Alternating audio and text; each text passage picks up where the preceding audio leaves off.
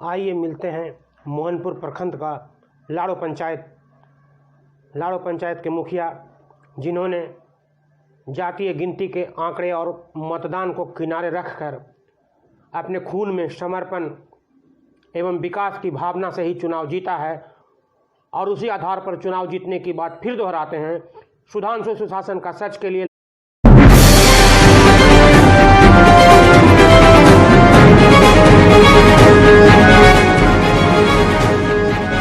जी मुखिया पद से चुनाव लड़ रहे हैं। जी हाँ, इसके पहले भी आप चुनाव जीत चुके हैं। इसके पहले हमारी माँ चुनाव जीती थी 2006 से 2011 के बीच। जी। उस समय बीच में हम लोग 11 से 16 तक बीच में हम लोग का अंतराल में चुनाव हम लोग हार गए थे जी। इसके वजह से हम चुनाव में नहीं थे।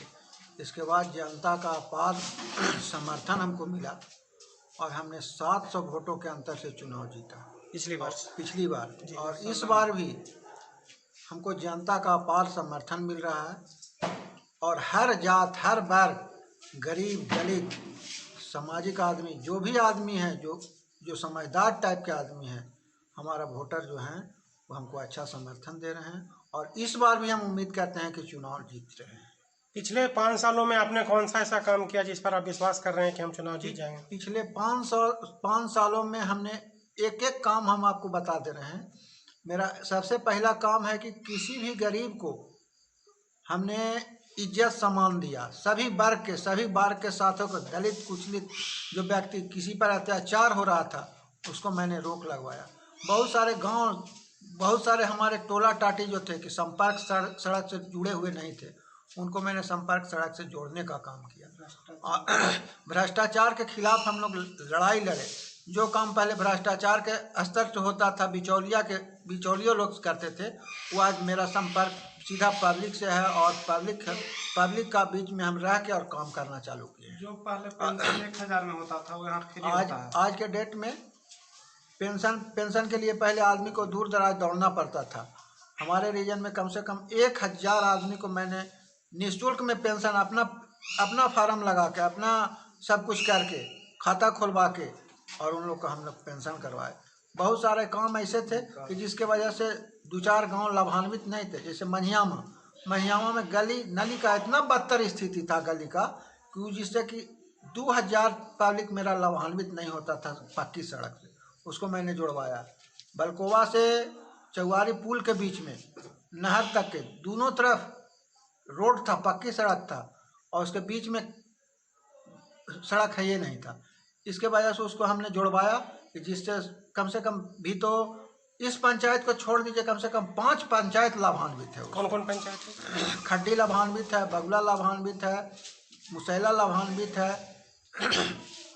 भुमवार लाभान्वित है, लाड़ू लाभान्वित है, सिंधवार लाभान्वित है, डेमा लाभान्वित है।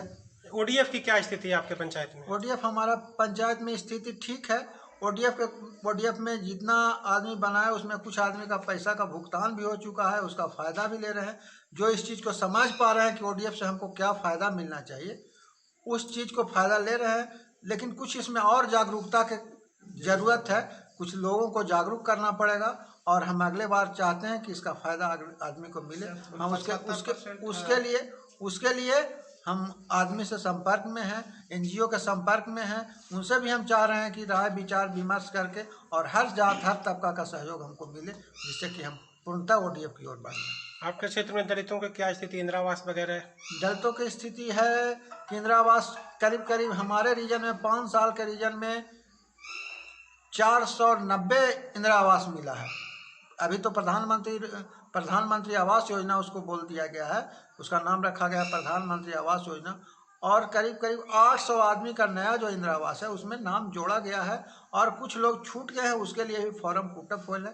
जितना भी जो गरीब तबके के आदमी हैं कि जो प्रधानमंत्री आवास योजना के लायक आदमी हैं, उनको सभी आदमी को जोड़ा जाएगा और सभी आदमी को प्रधानमंत्री आवास योजना का लाभ दिया। आंगनबाड़ी का लाभ मिल रहा है क्षेत्र में? हाँ, आंगनबाड़ी का लाभ क्षेत्र में मिल रहा है, लेकिन कोरोना काल के वजह से तो इधर तो 2 बरस से बंद ही था और इधर खुला है कुछ दिन पहले, महीना 1.5 महीना पहले से खुला है। पोषाहार, मातृत्व लाभ सब वगैरह मिल रहा है लोगों को? जी हाँ।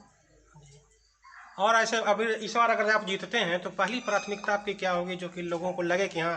पहली प्राथमिकता है कि भ्रष्टाचार मुक्त पंचायत का गठन एकदम सुनिश्चिट करना है कि भ्रष्टाचारियों का कोई दबदबा नहीं रहे, मतलब कमीशन खोरी नहीं रहे। कमीशन खोरी कुछ नहीं रहे। कमीशन खोरी के नाम पर एकदम जीरो टॉलरेंस पर लेके चलना है। शराबबंदी अगर सरकार का नियम है शराबबंदी, तो शराबबंदी पर सरकार जैसा आदेश करेगी उसके अनुसार काम होगा। अभी शराबबंदी की क्या स्थिति? लगभग बंद है। बंद है। लगभग बंद है। अच्छा, शराब का सेवन करने वाले लोग यहाँ नहीं है? नहीं है, लेकिन अभी शराब मिल ही नहीं रहा है। अच्छा, नहीं मिल रहा है। शराब मिल ही नहीं रहा है, तो शराब का सेवन करेंगे कहाँ से? ऐसा थोड़ी है कि कोई जगह में शराब सेवन करने वाले आदमी नहीं है, लेकिन अभी मिल ही नहीं रहा, तो शराब का मिलना बंद हो गया, अब आना जाना बंद हो गया। आना जाना एकदम बंद है। कबीर अंत्येष्टि योजना का लाभ आपके क्षेत्र में क्या मिला? कबीर अंत्येष्टि योजना के लाभ के बारे में हम आपको बता देना चाहते हैं कि 5 बरस के रीजन में कबीर अंत्येष्टि योजना का सरकार के द्वारा एक भी पैसा नहीं दिया गया है। उसके बावजूद हम अपने स्तर से उन लोगों को कबीर अंत्येष्टि के नाम पर हम अपने जेब से, कोई भी ऐसा आदमी नहीं, कोई भी ऐसा लाभुक नहीं कि जो मेरे पास आया उसको कबीर अंत्येष्टि का लाभ हम अपने स्तर से नहीं देते। मतलब जो कमजोर हैं, जो कमजोर हैं, जो दलित हैं, जो कुचले हैं, जिनका दाह संस्कार नहीं हो सकता है, जो गरीब तबके के आदमी, उनको सारा आदमी के लाभ दे रहे। और हम आपको बता देना चाहते हैं, मेरा पहला रीजन है चुनाव जीतने के बाद कि टेवरा ऐसा ग्राम में, टेवरा एक मेरा नदी उस पार गांव है, लाड़ू का टोला है, वो आज तक पक्की सड़क से नहीं जुड़ पाया।